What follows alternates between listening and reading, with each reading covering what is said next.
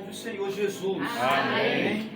Graças a Deus. Eu quero convidar os irmãos para ler a palavra do Senhor, que se encontra no capítulo 10, segundo escreveu São Lucas, a partir do versículo 25. A epígrafe do texto fala sobre a parábola do bom samaritano. Nós estaremos trazendo uma breve palavra acerca dessa narrativa, dessa parábola, assim como Jesus se refere. Quero agradecer a Deus por estar aqui, irmãos. É sempre uma grande honra poder voltar a esta casa de oração e também a este lugar, para ver os irmãos, para compartilhar a bênção do Senhor, né? Para aprender com vocês, porque nós aprendemos uns com os outros, amém, irmãos? Amém. Não tem ninguém aqui sabidão que não possa aprender com mais alguém. Não há ninguém que sabe que não possa aprender mais um pouco, amém? Todos nós aprendemos um com o outro. Aleluia. E isso é maravilhoso. E eu confesso que quando chego aqui sempre aprendo mais um pouco com os santos irmãos. Quero agradecer a Deus pela vida do pastor Jorge, por confiar em ter me enviado a esta casa de oração, como assim dizemos, em resposta de orações, para substituí-lo por força maior mesmo. Não pôde chegar, mas nos dá a bênção de poder estar aqui esta noite adorando a Deus, amém? Aleluia. Ele nos manda a paz do Senhor Jesus também. Nesse momento nós vamos ler a palavra de Deus. Eu vou ler de forma alternada, estarei lendo os versículos ímpares e os irmãos ler os versos pares. Combinado assim? Amém? Muito bem. Diz assim o texto sagrado. Lucas capítulo 10, verso 25. Certa ocasião, um perito na lei levantou-se para pôr Jesus à prova. Ele perguntou: Mestre, o que preciso fazer para herdar a vida eterna? A igreja. O que está escrito na lei? Respondeu-lhe Jesus: como você a lê? Ele respondeu: ame o Senhor, o seu Deus, e de todo o seu coração, de toda a sua alma, de todas as suas forças e de todo o seu entendimento. Ame o seu próximo como a si mesmo. Disse Jesus: você respondeu corretamente. Faça isto e viverá. Mas ele, querendo justificar-se, perguntou a Jesus: e quem é o meu próximo?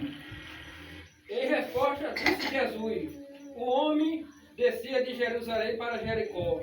Quando caiu na mão de assaltantes, estes lhe tiraram as roupas, espancaram e se foram, deixando-o quase morto.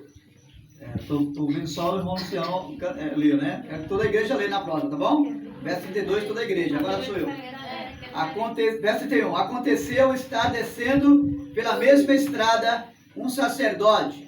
Quando viu o homem, passou pelo outro lado. Semelhantemente, um levita descia por aquele lugar, e vendo, também passou de largo.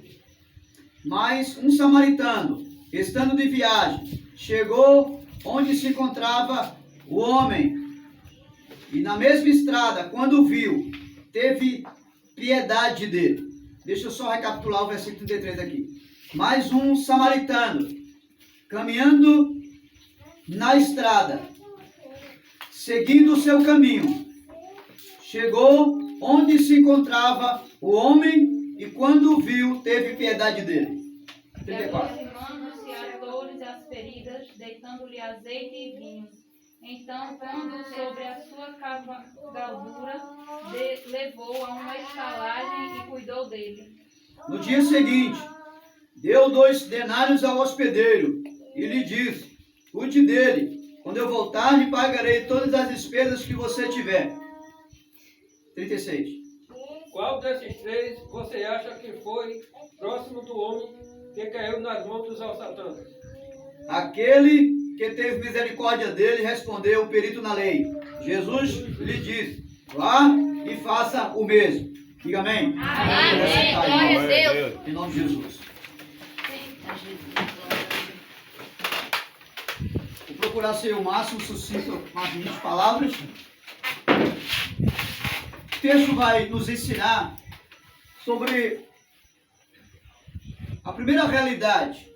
É que o texto vai dizer que um perito da lei um homem conhecedor da lei, a lei judaica, chamamos a conhecida assim como a Torá, o Pentateuco. Ele era conhecedor da lei, dos mandamentos do Senhor. E ele vai buscar saber de Jesus. E é interessante porque ele é conhecedor da lei. Ele sabe qual é a lei. Ele conhece bem a lei, nos seus mínimos detalhes. E ele pergunta a Jesus agora o que deve fazer para herdar a vida eterna. É uma pergunta meio infundada, né? Porque ele é conhecedor da lei, a lei do Senhor, a lei que liberta, a lei que salva, a lei que redime. A lei do Senhor é uma lei completa, é uma lei plena. Ele sabe de tudo isso. Mas é intrigante porque ele vai a Jesus e o texto vai dizer que ele vai a Jesus e faz essa pergunta exatamente para testar a Jesus, para saber qual a posição de Jesus em relação a isto. E o texto diz que ele pergunta o que fazer para dar a vida eterna. E é interessante porque esse homem, ele por mais que conhecesse a lei, na maioria das vezes, aqueles que conhecem muito e que sabem, não estou generalizando aqui, porque há pessoas que têm o conhecimento, mas não a ponto de apenas ter o conhecimento como uma informação, como algo informativo para a sua vida. Mas esse homem, ele nos revela e nós percebemos que ele tem o conhecimento da palavra, tem o conhecimento do Senhor, mas apenas a nível de informação. Ele conhece a salvação do Senhor, teoricamente falando. Ele conhece como fazer para ser salvo, a nível de conhecimento da lei, a nível de informação. E aí nós vamos perceber isso por quê? Porque ele faz essa pergunta a Jesus: o que farei para ser salvo? E quando Jesus vai se deparar diante dele e faz a pergunta e faz a relação dos 10 mandamentos, e ele diz: isso já tenho feito desde criança. Jesus começa a expressar-se que não só deve adorar a Deus, não só deve estar obedecendo os mandamentos, mas no final de tudo isso amar a si mesmo como o seu próximo. Ele vai e faz uma pergunta que jamais um perito da lei poderia ter feito essa pergunta. Ele pergunta: quem é o meu próximo? E quando ele pergunta quem é o meu próximo, parece que ele não conhece nada da lei. Porque uma das coisas que a lei muito aborda é sobre a relação, não só uma relação com Deus, mas uma relação com as pessoas. Se tem uma coisa que Deus estabelece como princípio de vida, chama-se um princípio de vida de relacionamento com as pessoas. Quando você vai observar o que Deus estabelece nos 10 mandamentos, Deus estabelece 4 princípios de mandamento de relacionamento com Ele, de uma relação com Ele, e 6 mandamentos dos 10 que Ele estabeleceu como princípio, fundamento para seguir a Ele e obedecer a Ele. Ele estabelece 6 mandamentos a nível horizontal, não na vertical, ou seja, 6 mandamentos onde eu possa e eu devo ter um bom relacionamento com as pessoas. E aí você vai perceber que Deus, Ele se interessa e tem interesse, Ele se importa, não apenas que eu tenha um bom relacionamento com Ele, mas um bom relacionamento também com as pessoas. Ou seja, esse perito da lei parece não conhecer que Deus, Ele deseja que ele tenha um relacionamento com Ele, mas com as pessoas. E que essas pessoas, elas não são os ETs, elas não são coisas alienadas ou do outro mundo do qual ele não possa conhecer. Porque ele pergunta: quem é o meu próximo? Ele tem tanto conhecimento da lei, mas na hora de saber quem é o seu próximo, ele se mostra alguém que não sabe quem é aquele que está do seu lado, humano, como ele é também. Ou seja, aparentemente, esse doutor da lei, ele parece um tipo de um crente que recebeu a informação dos princípios da palavra, recebeu o conhecimento do Senhor, e parece que ele só tem uma compreensão de que esse conhecimento que chegou a ele como um conhecimento da lei e como apenas informação, parece que ele só entende que esses mandamentos devem ser vividos no sobrenatural da sua existência. E parece que esse próximo dele não é um próximo de carne e osso, parece que é um ET, que ele vai ainda conhecer quando sair daqui para morar com Deus. E não é nada disso. Esse próximo é alguém que está do meu lado. Você, sou eu. Amém? Amém. Diga esse próximo. É quem está do meu lado. Não é um ET. Não é um alienado. Não. Ou alguém que você vai conhecer após a morte. Não. É alguém que é vivenciado aí do seu lado. Então, esse perito da lei, ele vai nos deixar uma lição e nós vamos aprender com ele que de vez em quando queremos saber, nos informar de muitas coisas a respeito de Deus. E é bom, não é pecado você buscar conhecimento de Deus, não é errado você estudar, até se for necessário um curso teológico para se aprofundar. Agora, busca esse conhecimento com um propósito definido, não apenas para ter informação e nem para ficar na alienação dos seus pensamentos, como se fosse para viver isso após a morte ou no mundo sobrenatural da vida. Não! Eu e você precisamos pegar toda essa base e toda essa informação e colocar isso na prática. Porque se isso não acontecer, nada, nenhuma informação, nenhuma base, seja lá avalanche e a multidão de conhecimento de Bíblia ou de qualquer outro livro, de qualquer outra ciência que você venha ter, nada disso vai ter sentido para a sua vida. Tudo vai ser como um barulho, só vai fazer barulho e nada mais. E era isso. E esse era um dos problemas que estava acontecendo na vida desse religioso, desse perito judeu, que na verdade mais nada menos nada era do que um religioso. E ele estava preocupado apenas em viver esse conhecimento no contexto do sobrenatural da sua existência. Só que Jesus está ensinando que esse evangelho que eu e você recebemos, ele é para ser vivido não apenas dos seus sonhos. Ele é para ser vivido não apenas aqui dentro como uma meditação de alguém que está só pensando no que ouviu, só ficando meditando.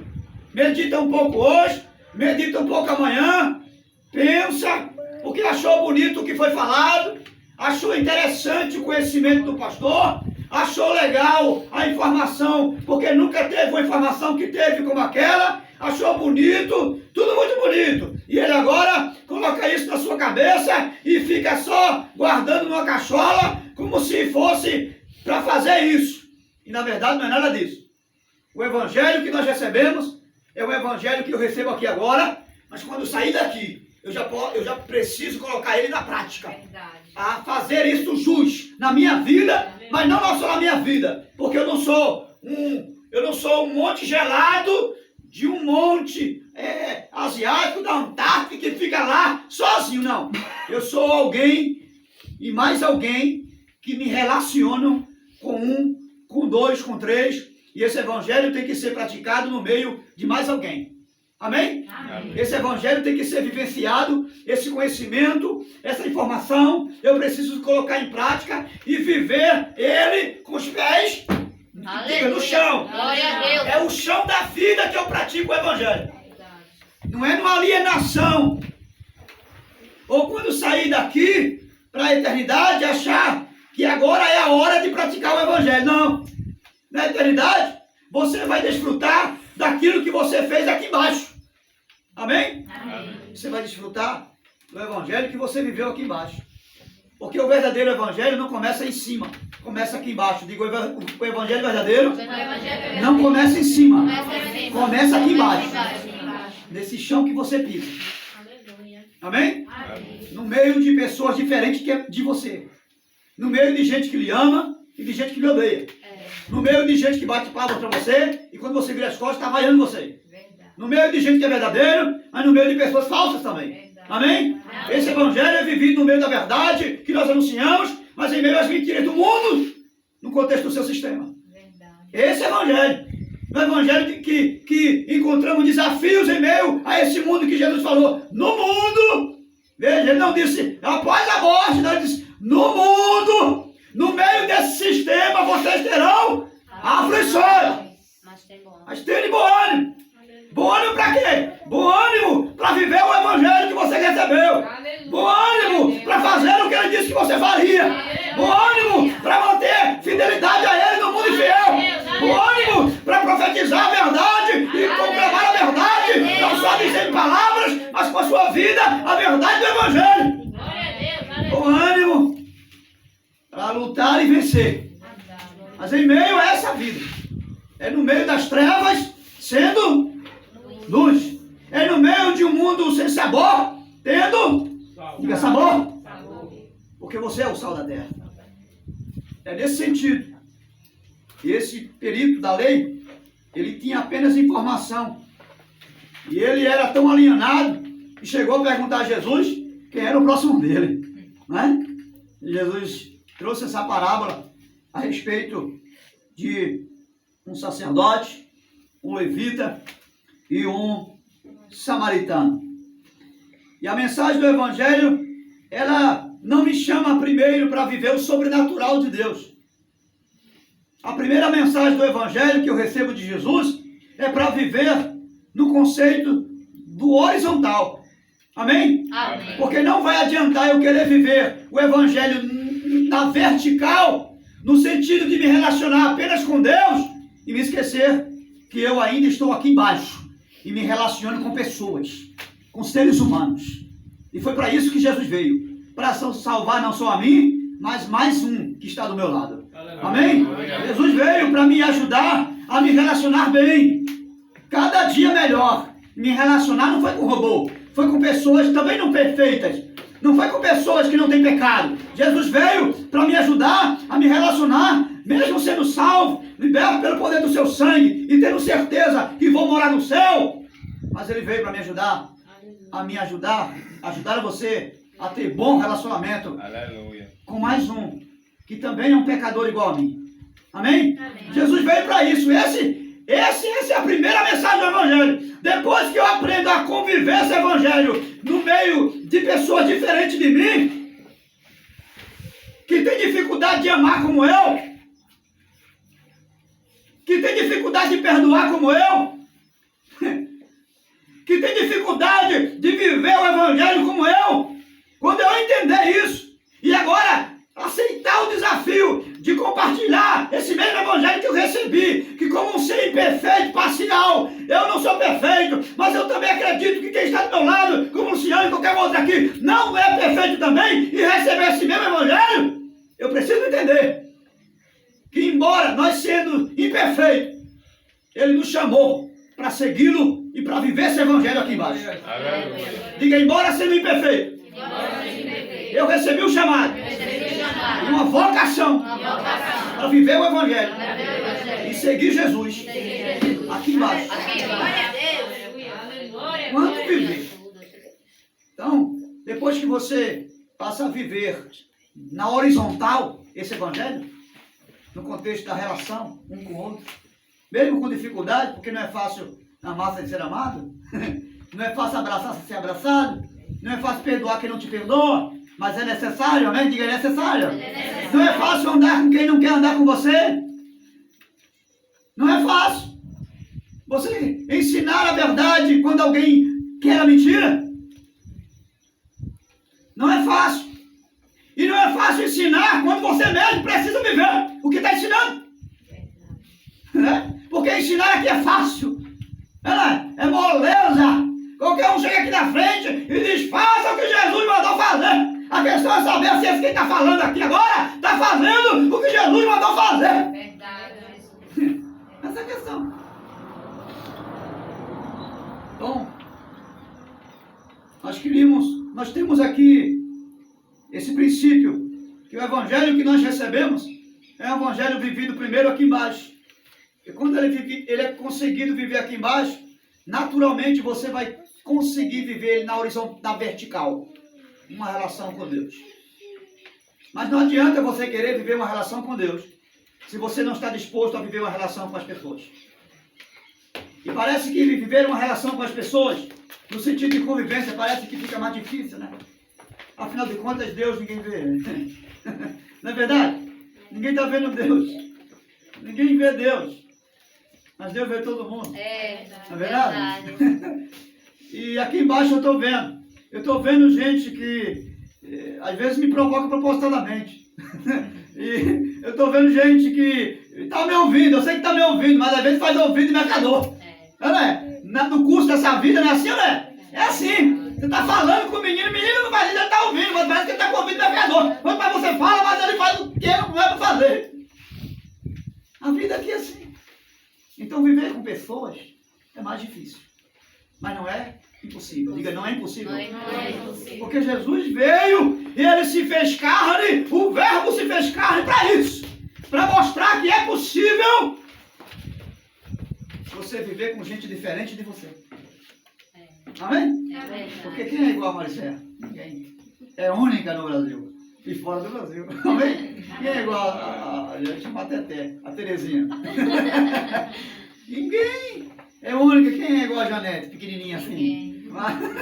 Mas é única, mas é a única que Jesus quer usar. Amém? É única no seu ser e Deus não rejeita porque você é única e é a única que faz e tem o único comportamento que ninguém tem. Mas Ele quer usar você.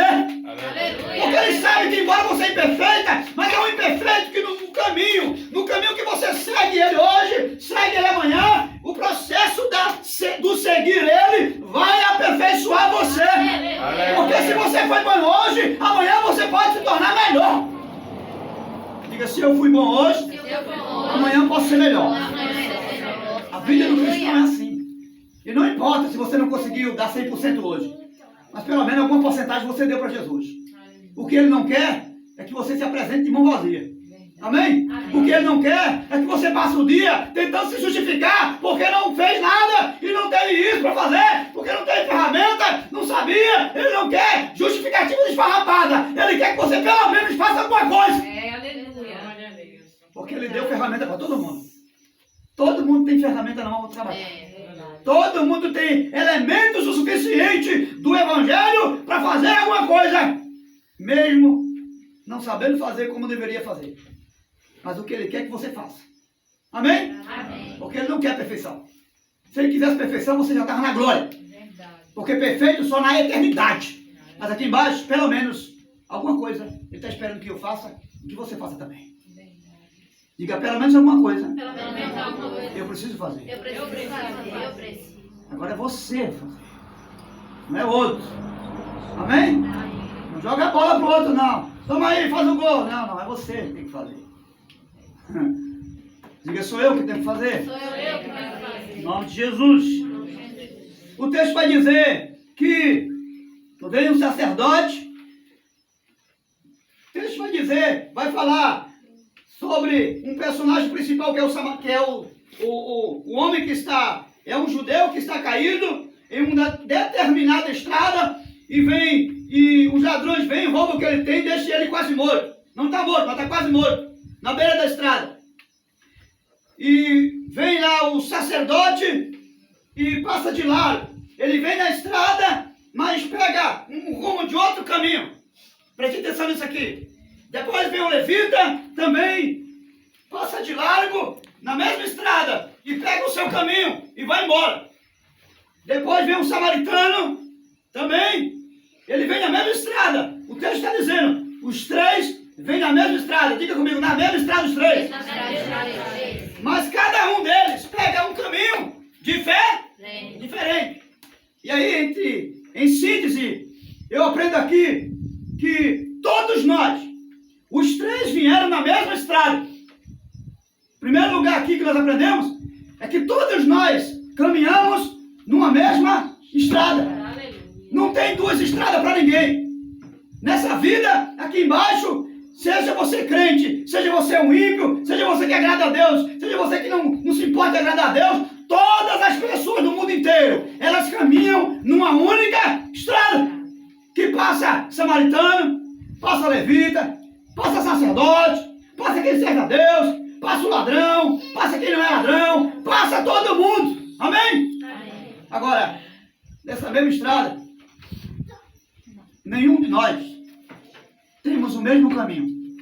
Cada um decide seguir o seu caminho.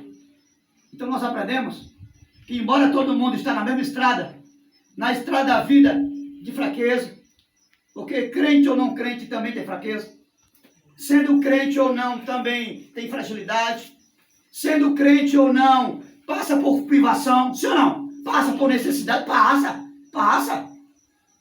por momento difícil, sim ou não? Sim. Passa, sendo crente ou não passa. O fato de ser crente não significa que não pode faltar vinho, sim ou não? Que é o símbolo da alegria. Jesus estava no casamento, faltou o quê? Faltou vinho. Mas quem é que estava lá? Faltou vinho por um pouco de tempo. Depois chegou a abundância de vinho. Aleluia. A vida do crente é assim. Pode faltar um pouquinho de tempo, mas é um pouquinho de tempo. Porque logo o milagre da abundância chega. Aleluia. Mas todo mundo passa.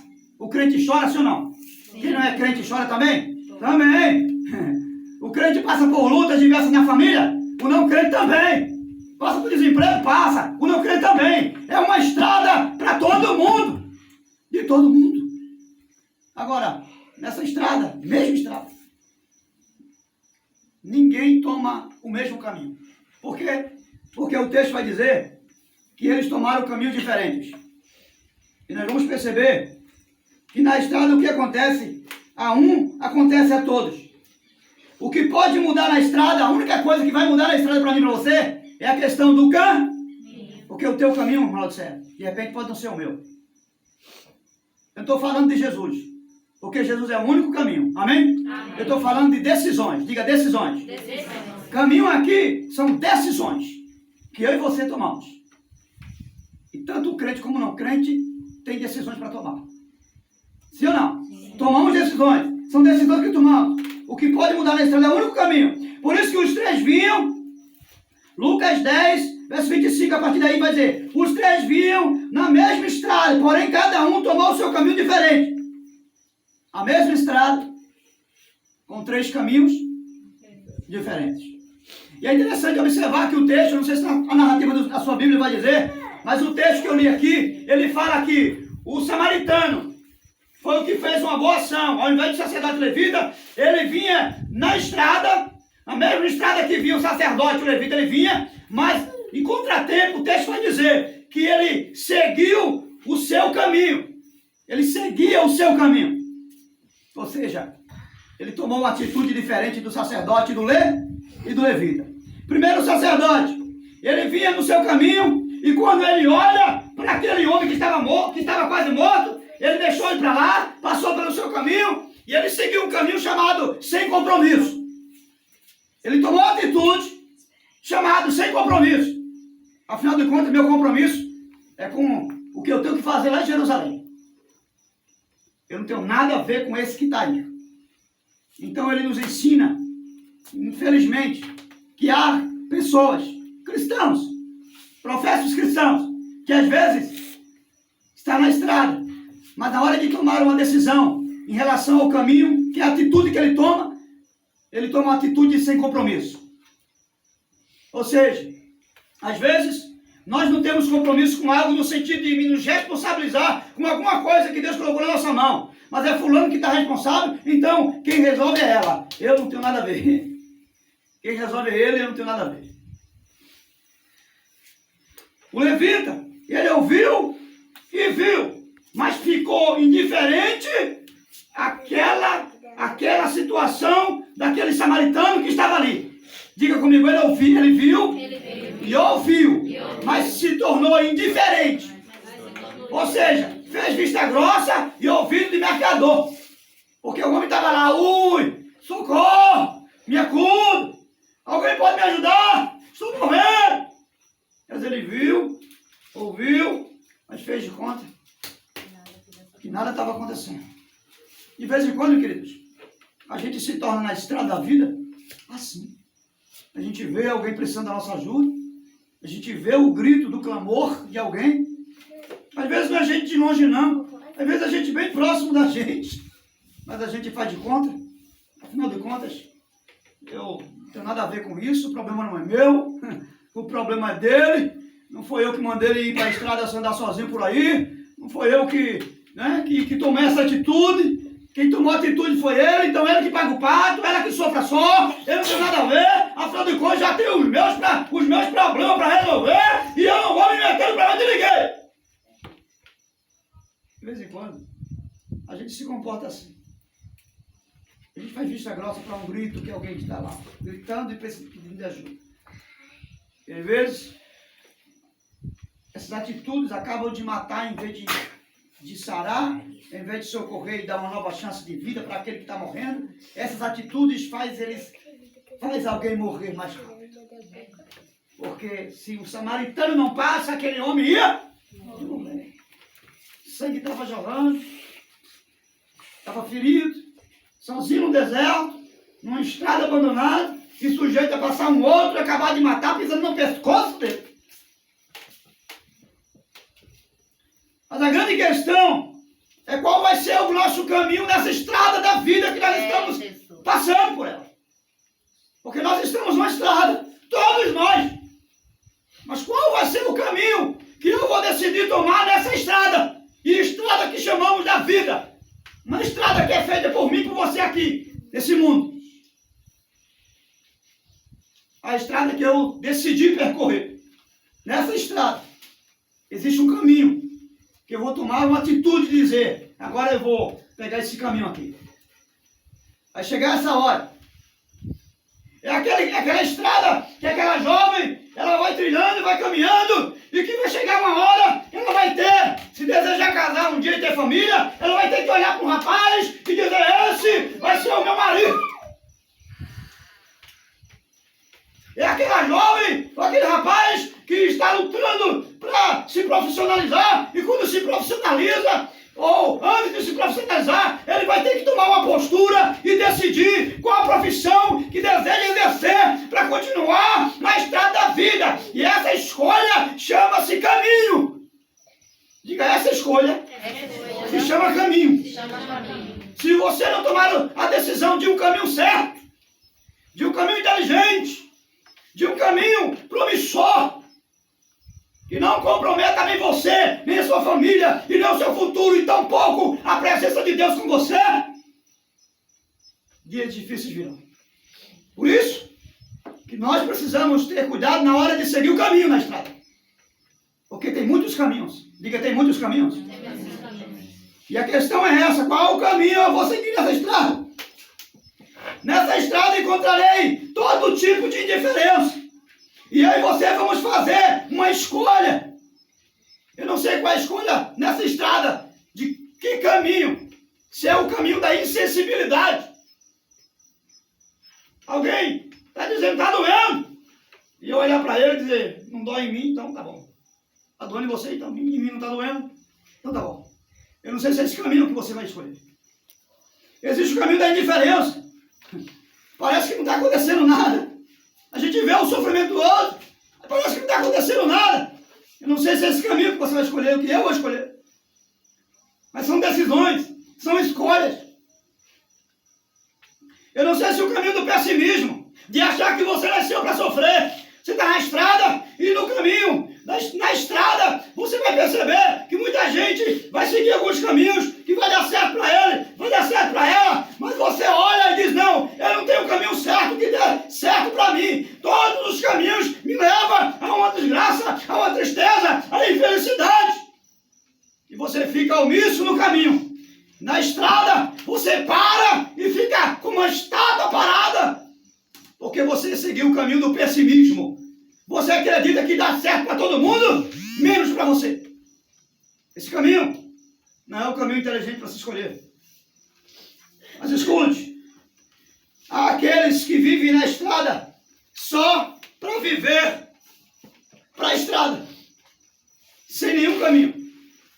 Tem gente que vive na estrada da vida sem ter uma decisão de escolher um caminho a ser seguido. Porque só vivem na estrada. Por quê? Porque vivem no condicionamento arrastado pela voz da estrada da vida. O que foi que eles encontraram na estrada esses três homens? Encontraram um homem quase morto, sofrendo. E quando olharam para ele, o que é que a estrada dizia? Não vai não. Não te compromete que tu não tem nada a ver com isso. É problema dele se ele está morto lá. Foi o seu teador, não vai não. A estrada vai dizer, vai chegar o momento de você copiar o que Jesus fez e estender a mão, mas na estrada vai ter um caminho que vai chegar e vai dizer para você, tu não tem nada a ver com isso, sai daí. Vai-te embora na estrada. Essa estrada vai chegar um momento que vai dizer para você que não olhe, nem olhe para o que está acontecendo. Porque se você olhar, você vai se comprometer. Já ouviu alguém falar isso? Olha, se eu fosse tu, eu nem me metia nesse assunto. Porque se tu se meter, tu vai se comprometer, vai sobrar para tu. Aí tem gente que ouve isso porque é insensível, não está nem aí para o próximo, e só quer saber de si mesmo e da sua própria vida, do seu próprio caminho, e vai embora na estrada. Mas vai embora na estrada, deixando um quase morto. E Jesus não chamou a mim e não chamou a você para isso. Se for preciso gastar tempo ou perder tempo para cuidar de mais um, isso vai acontecer comigo. Amém? Amém. A estrada está dizendo, tu vai perder teu tempo, vai embora, olha que a gente lá na frente, vai parar para socorrer quem tu nem conhece, tu nunca ouviu falar, tu não tem nada a ver com isso, vai perder teu tempo fazendo isso. Quem vive para a estrada, só para a estrada da vida, ouve essas vozes que faz você ficar só na estrada, sem ter nenhum caminho, ou absoluto, ou que pelo menos seja parcial, mas uma parcialidade que não seja conformado com o sistema desse mundo, que vê o outro sofrendo e diz, não tem nada a ver, vou embora.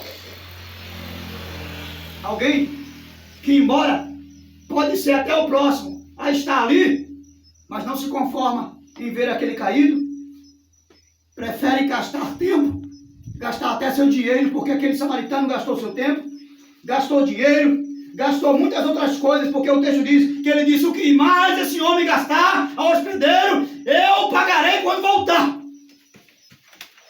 E às vezes nós não queremos fazer isso, não é verdade? Mas quem tem uma decisão de seguir o caminho, a estrada, ela não veda os olhos de quem segue o caminho. E quem tem uma decisão certa de seguir o caminho, e quem tem uma decisão, a escolha de um caminho chamado Jesus. Porque as escolhas de quem segue o caminho chamado Jesus são escolhas de bênção, são escolhas que têm resultado, são escolhas que abençoam o outro, são escolhas que se aproximam do outro, são escolhas que não levam você a ficar distante do outro, são escolhas de amor ao próximo. Aleluia. São escolhas de uma vida prática de Jesus. Quem escolhe o caminho e tem a decisão de escolher o caminho que é Jesus e viver esse caminho à semelhança do que Jesus viveu, em verdade, em honestidade, em humildade, na simplicidade do coração, tenha consciência de que está seguindo o caminho e tomou a decisão certa. O caminho não se torna condicionado à estrada da vida. Quando eu tomo uma decisão, e uma decisão à luz do caminho que é Jesus, como a minha representação de caminho para a vida aqui embaixo, então, a estrada da vida, no seu sistema, não me condiciona. Pode acontecer o que acontecer. Se alguém vier para mim e falar mal do meu irmão, eu não levantarei o dedo para ser mais um e julgá-lo ou acusá-lo, porque simplesmente na estrada eu estou ouvindo vozes de acusação. Não, eu vou seguir o caminho da minha própria consciência, como diz o Evangelho, examine-se o homem a si mesmo. Aleluia. Eu não vou tomar a estrada da acusação. Eu não vou aceitar a estrada do julgamento, do juízo do outro. Porque eu não sou condicionado. O caminho que é Jesus e que eu sigo ele como minha representação de caminho vai me levar, sem medo de errar, a fazer alguma coisa pelo meu semelhante. Amém? Amém. Porque quem de fato decide tomar a atitude de seguir o caminho, é exemplo do que Jesus me representa como meu único e suficiente caminho, absoluto caminho, e não tem outro, nem para viver aqui embaixo, e nem para me levar à eternidade. eu tomo essa posição nele, tudo que eu faço é para um bem não próprio, mas para um bem alheio. Amém? Diga tudo que eu faço. Quando eu tomo a decisão de escolher o caminho, que é Jesus, tudo que eu faço não tem primeiro um benefício próprio, mas um benefício alheio para alguém além de mim. Aleluia. E finalizando, o caminho, ele vai determinar qual estrada você vai percorrer. Vamos dizer junto, diga o caminho. Vai determinar qual a estrada que eu vou percorrer. E nesse sentido, nada que a estrada você encontrar vai condicionar você no contexto da vida aqui embaixo. Porque você tem um caminho que já condiciona a estrada. Você pode encontrar um monte de gente dizendo, volta, volta, não é essa estrada. E você vai dizer, é essa mesma. Porque o caminho que eu estou percorrendo, ele já me determinou a estrada que eu estou caminhando. Aleluia. E ninguém vai poder condicionar você, dizer, volta, porque é mentira. Porque você conhece que esse caminho, ele não é só caminho, ele também chama-se verdade e vida. Aleluia. Esse caminho não é só caminho, é verdade e vida. Aleluia. De pé, em nome do Senhor. Glória a Deus.